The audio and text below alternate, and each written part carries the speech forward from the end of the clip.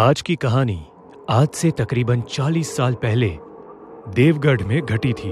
वो जमाना जो कि पुराना जमाना कहलाता था। उस जमाने में अस्पताल के लिए लोगों को घंटों का सफर तय करके शहर जाना पड़ता था। ऐसे में देवगढ़ में दाखिल हुए डॉक्टर शैलेश, जो चिकित्सक विज्ञान को इतना बेहतर जानते थे कि वो दावा करते थे कि वो मरे हुए आदमी को भी जिंदा कर सकते हैं। आइए जानते हैं कहानी को एकदम शुरुआत से। 40 साल पहले एक छोटे से खंडहर के इलाके को पुनः निर्माण करके एक छोटे से अस्पताल के तौर पर बनाया गया। डॉक्टर शैलेश एकमात्र ऐसे चिकित्सक थे जो उस गांव में रहते थे। खैर, कोई भी आज तक ये नहीं जान पाया था कि वो गांव में किस जगह रहते थे, क्योंकि आज तक किसी ने भी उनके घर को नहीं देखा था। हर किसी ने उन्हें अस्पताल में ही देखा था। 3 मई 1982 को उसी गांव का रहने वाला विमलेश अपने बूढ़े बाबूजी को लेकर अस्पताल पहुंचा। उन्हें दिल का दौरा पड़ा था। स्ट्रेचर पर लिटाकर ऑपरेशन थिएटर तक ले जाते जाते ही उसके पिताजी की नर्व्स ने जवाब दे दिया था। विमलेश फूट फूट कर रोने लगा और उसके उदासी को देखते हुए डॉक्टर शैलेश ने उसे सांत्वना देते हुए कहा, "यह मेरा अस्पताल है। यहां मरे हुए भी जी उठते हैं। तुम मुझे थोड़ा समय दो। तुम्हारे पिताजी जीवित हो जाएंगे।" तकरीबन 25 मिनट के लगातार इलाज के बाद विमलेश के बूढ़े बाबूजी बिना किसी सहारे के ऑपरेशन थिएटर से बाहर अपने आप चलते हुए आ गए। विमलेश को अपनी आंखों पर बिल्कुल भी विश्वास नहीं हो रहा था कि डॉक्टर साहब ने उनके बाबूजी को फिर से जिंदा कर दिया है। "पिताजी, मुझे अपनी आंखों पर विश्वास नहीं हो रहा है कि आप बिल्कुल ठीक हैं।" विमलेश के बाबूजी ने उसकी बातों का कोई जवाब नहीं दिया और सीधा अस्पताल से निकल गए। उसके बाबूजी बिल्कुल किसी कठपुतली की तरह सीधा चलते जा रहे थे। विमलेश को अपने बाबूजी का यह व्यवहार बहुत अजीब लगा। यही बात उसने डॉक्टर से पूछी। "अरे डॉक्टर साहब, ये मेरे बाबूजी ठीक तो हो गए हैं, लेकिन ये इतना अजीब बर्ताव क्यों कर रहे हैं?" "विमलेश बाबू, तुम्हारे पिताजी मौत के मुंह से बाहर आए हैं। थोड़ा तो समय लगेगा पहले जैसा होने में।" ये खबर अब पूरे गांव में फैल गई कि डॉक्टर शैलेश के अस्पताल से कोई भी मरा हुआ नहीं लौटता। मरे हुए इंसान भी जिंदा हो जाते हैं। इसके बाद 2 और पेशेंट्स आए जिन्हें मरे 1 दिन से भी ऊपर हो चुका था, लेकिन अस्पताल से लौटे तब वो जिंदा थे।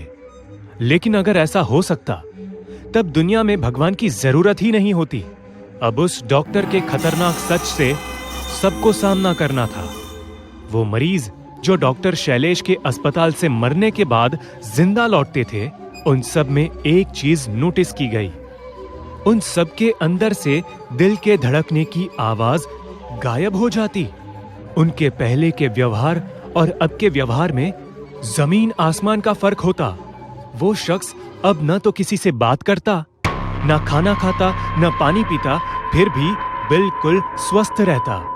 चाहे उसे सेका हुआ लोहा भी जिस्म पर लगा दो, उसे कोई फर्क नहीं पड़ता। यानी कि ये सब महज एक जिंदा लाश साबित हो रहे थे। इनके जीने और मरने में कोई अंतर नहीं था। सरपंच के घर 2-3 लोगों की आपस में मीटिंग हुई, जहां सब ने आपस में ये तय किया कि अगली बार जब भी कोई मरा हुआ पेशेंट उस अस्पताल के अंदर जाएगा, तो हम सब अंदर से छुपकर देखेंगे कि वो डॉक्टर ऐसा क्या करता है। 3 दिन बाद एक आदमी की मौत हुई और वो था विमलेश, जिसने इस घटना को और दहलाकर रख दिया। दरअसल उसकी मौत का कारण थे उसके पिता। उन्होंने विमलेश को न जाने कब और कैसे मारा कि विमलेश की बड़ी भयानक मौत हुई। उसकी लाश लिए 2 लोग अंदर अस्पताल में गए और अस्पताल में जाते ही डॉक्टर शैलेश ने उन्हें बाहर रोक लिया और कहा कि अंदर हम इसका इलाज करके जल्द बाहर भेज देंगे। उधर अस्पताल के उस ऑपरेशन थिएटर वाले खिड़की से सरपंच और उसके दोनों दोस्त छुपकर उस डॉक्टर पर नजर रखे थे कि वो असल में करता क्या है। तभी उन्होंने देखा कि वो डॉक्टर शैलेश कमरे को बंद करने के बाद एक बैताल के रूप में आ गया, जहां उसके दांत भी उसके मुंह से बाहर आ गए। उसने शैलेश की छाती को फाड़ा और उसमें से दिल निकालकर खाने लगा। वो बड़ी बेरहमी से विमलेश के दिल को खा रहा था और बाद में उसकी छाती को टांके मारकर सिल दिया। और तभी वो डॉक्टर एक मंत्र पढ़ने लगा। भूतो सती नरमिता आत्म्या मिलना कर्मठ, मौत का संदेश। तभी एक और प्रेत वहां आकर्षित हुआ और वो विमलेश के शरीर में घुस गया और विमलेश उठ खड़ा हुआ। खिड़की से झांक रहे लोगों को उस डॉक्टर के भूत के बारे में पता चल चुका था और यही कारण था कि वो दूसरी भटकती आत्मा को शरीर प्रदान करता और उनमें से दिल निकालकर खा जाता। यही कारण था कि जो लोग उस अस्पताल से जिंदा होकर लौटते, उनके सीने से दिल के धड़कने की आवाज नहीं आती, क्योंकि असल में तो दिल मौजूद ही नहीं होता। पूरे गांव को बताने से अच्छा उस सरपंच और उसके दोनों दोस्तों ने यह फैसला किया कि वो इस नर्क की जड़ यानी इस अस्पताल को ही जलाकर खाक कर देंगे, जिससे गांव के कई मासूम तबाह होने से बच जाएंगे। इसके बाद सरपंच और उसके दोनों दोस्तों ने उस अस्पताल के चारों तरफ मिट्टी के तेल का छिड़काव कर दिया और आग लगा दी।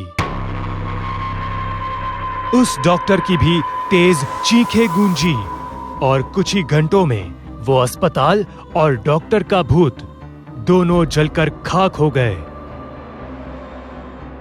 इसके बाद से सब कुछ ठीक तो हुआ, लेकिन वो अस्पताल श्रापित माना गया और आज भी उस अस्पताल की दीवारों पर चिड़िया तक नहीं बैठा करती।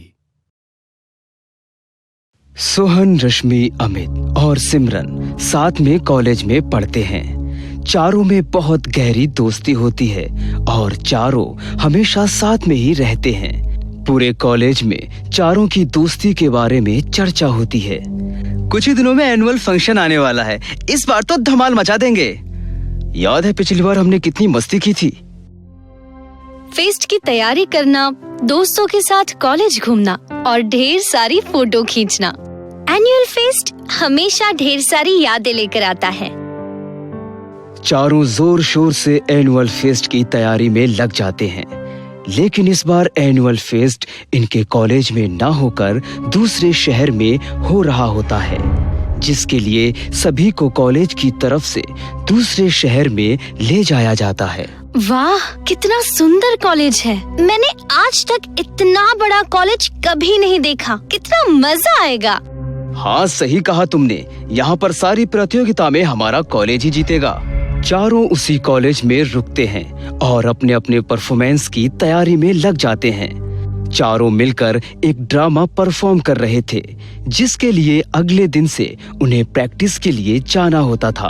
अरे यार, इतना बड़ा कॉलेज है, मुझे समझ में नहीं आ रहा इसमें ड्रामा रूम कौन सा होगा। चलो किसी से जाकर पूछते हैं। ये अमित और सोहन कहाँ रह गए? तुम चिंता मत करो, वो भी आ जाएंगे। सिमरन और रश्मि ड्रामा रूम ढूंढने जाती हैं, लेकिन उन्हें आसपास कहीं ड्रामा रूम नहीं मिलता है। तभी जाकर वो एक कमरे के पास रुकती हैं। उस कमरे के ऊपर ड्रामा रूम लिखा होता है, लेकिन वहाँ ताला लगा होता है। ड्रामा रूम तो यही है, लेकिन यहाँ ताला क्यों लगा हुआ है? क्या पता। और इस कमरे की हालत देखकर लगता है मानो ये बहुत सालों से बंद पड़ा होगा।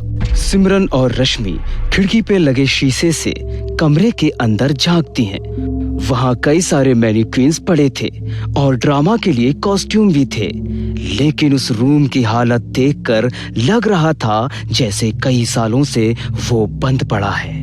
तभी कमरे के अंदर से अचानक एक मैनीक्वीन आकर खिड़की पर गिरती है। रश्मि और सिमरन देखकर डर जाती हैं। ये कमरा तो बंद है, लेकिन ये मैनीक्वीन अपने आप कैसे गिर गई? मैं तो पूरी तरह डर गई थी। तभी वहाँ पर एक आदमी आ जाता है और रश्मि सिमरन को डांटने लगता है। तुम लोग यहाँ क्या कर रही हो? तुम्हें पता नहीं कि ये ड्रामा रूम कई सालों से बंद है? यहाँ कोई भी ड्रामा प्रैक्टिस नहीं होता है। हमें नहीं पता था, हम इस कॉलेज में नए आए हैं। क्या आप हमें ड्रामा रूम का पता बता सकते हैं? फर्स्ट फ्लोर, चौथा कमरा। आज के बाद तुम दोनों यहाँ भटकना भी नहीं चाहिए। तुम्हें पता नहीं ये कमरा कितना खतरनाक है। यहाँ पर कभी भी कुछ भी हो सकता है। क्या मतलब है आपका? इस कमरे में अदृश्य राज छुपा है जिसे कोई कभी नहीं देख सकता। इस कमरे की वजह से कई लोगों की जान गई है। अगर तुम दोनों को अपनी जान प्यारी है तो तुम दोनों यहाँ पर फिर कभी आने की हिम्मत मत करना। रश्मि और सिमरन वहाँ से डरकर भाग जाती हैं और ड्रामा रूम में आकर अमित और सोहन को सारी बात बताती हैं। दोनों इन बातों को मजाक समझकर उसका मजाक उड़ाने लगते हैं। तुम दोनों ना किसी की भी बात सुनकर डर जाती हो। वो कोई स्टूडेंट होगा जो तुम दोनों को डराने के लिए ये सब बोल रहा होगा। हाँ, शायद तुम्हारी बात सच हो। अमित और सोहन उस ड्रामा रूम में जाने का प्लान बनाते हैं। रश्मि और अंजलि मना करती हैं, लेकिन इसके बावजूद वो किसी की नहीं सुनते और बिना किसी को बताए रात में उस ड्रामा रूम में पहुंच जाते हैं। लेकिन वहां पर कोई ताला लगा हुआ नहीं होता है। दोनों अंदर जाकर देखते हैं, वहां पर कई सारे नाटक के कपड़े, जेवर मौजूद थे। लड़कियां भी ना, कौन सा भूत है यहाँ पर? लड़कियां खुद भी डर जाती हैं और हमें भी डरा देती हैं। अमित और सोहन ड्रामा रूम में घूमकर सभी कुछ देखने लगते हैं। तभी उन्हें लगता है कि उसके पीछे से कोई पार हुआ। अमित पलट कर देखता है तो वहां पर कोई नहीं होता। तभी वहां पर एक मैनीक्वीन अपना सर हिलाने लगती है। ये मैनीक्वीन अपने आप अपना सर कैसे हिलाने लगी? शायद कोई चूहा वगैरह होगा। तभी वो कमरे का दरवाजा अपने आप बंद हो जाता है और वहां पर घुंघरू की आवाज सुनाई देने लगती है। अचानक लाइट भी कट जाती है और सारी मैनीक्वीन्स अपने आप हिलने लगती हैं। ये देखकर अमित और सोहन बहुत डर जाते हैं और वहां से भागने की कोशिश करने लगते हैं, लेकिन वहां से भागने का कोई रास्ता नहीं होता है। ये अपने आप क्या हो रहा है? मुझे तो डर लग रहा है। तभी वहां पर कोई अमित का पैर पकड़कर ले जाने लगता है। अमित डर जाता है और वो खुद को रोकने की कोशिश करने लगता है, लेकिन एक अदृश्य शक्ति अमित को अपनी तरफ खींच रही थी। अचानक एक मैनीक्वीन चलते हुए वहां पर आ जाती है और अमित का पैर पकड़कर उल्टा लटका देती है। ये क्या हो रहा है? मैं अपने आप हवा में उल्टा कैसे लटक गया? अचानक अमित के हाथ पैर कोई मरोड़ कर तोड़ देता है। अमित दर्द से चीखते हुए जमीन पर गिर पड़ता है और वो तड़पने लगता है। ऐसा लगता है मानो जैसे कोई अदृश्य शक्ति उस पर अपना कब्जा कर लेती हो। तड़पते तड़पते अमित की मौत हो जाती है। अमित, अरे यार, अगर तुम्हारा ये कोई मजाक है तो मुझे बहुत डर लग रहा है अमित। तभी अमित के पीछे एक खूंखार राक्षस की तरह दिखने वाला मैनीक्वीन खड़ा हो जाता है। उसकी आंखें चमकने लगती हैं और गर्दन पर हाथ डालकर उसका गर्दन दबाने लगता है। सोहन कोट को छुड़ाने की कोशिश करता है, लेकिन वो नाकाम होता है। सोहन दर्द के मारे चीखने लगता है। कौन है? छोड़ दो मुझे। अमित कहाँ हो तुम? वो मैनीक्वीन सोहन की गर्दन पकड़कर मरोड़ देता है। सोहन की आंखें बाहर आ जाती हैं, उसके मुंह से खून बाहर आने लगता है और उसकी मौत हो जाती है। अगले दिन सिमरन और रश्मि सोहन और अमित का परफॉर्मेंस के लिए इंतजार कर रही होती हैं। कहीं रात को ये दोनों ड्रामा रूम में तो नहीं चले गए? हमें वहाँ जाकर देखना पड़ेगा। रश्मि और सिमरन ड्रामा रूम के पास जाती हैं, लेकिन वहां पर ताला लगा होता है। दोनों खिड़की से अंदर झांकती हैं, लेकिन वहां पर कुछ भी नजर नहीं आता। अब हम परफॉर्म कैसे करेंगे? ऐसे तो हमारा कॉलेज हार जाएगा। हाँ, सही कहा तुमने, इन दोनों का कुछ अता पता नहीं है। रश्मि और सिमरन अमित और सोहन को बहुत ढूंढने की कोशिश करती हैं, लेकिन वो दोनों नहीं मिलते। रात हो जाती है, तभी सिमरन को अमित की आवाज सुनाई देने लगती है। लड़कियां भी ना, कौन सा भूत है यहाँ पर? सुना तुमने? अमित की आवाज आ रही है, वो हमें बुला रहा है। मुझे कोई आवाज नहीं सुनाई दी। सिमरन उस आवाज के पीछे जाने लगती है। रश्मि भी सिमरन के साथ साथ जाती है। वो दोनों उसी ड्रामा रूम के पास पहुंच जाते हैं। इस बार ड्रामा रूम का ताला खुला हुआ था। दोनों ड्रामा रूम के अंदर घुस जाती हैं। अमित, कहाँ हो तुम? हमें आवाज दो। आवाज यहीं से आ रही थी, लेकिन यहाँ तो कोई भी नहीं है।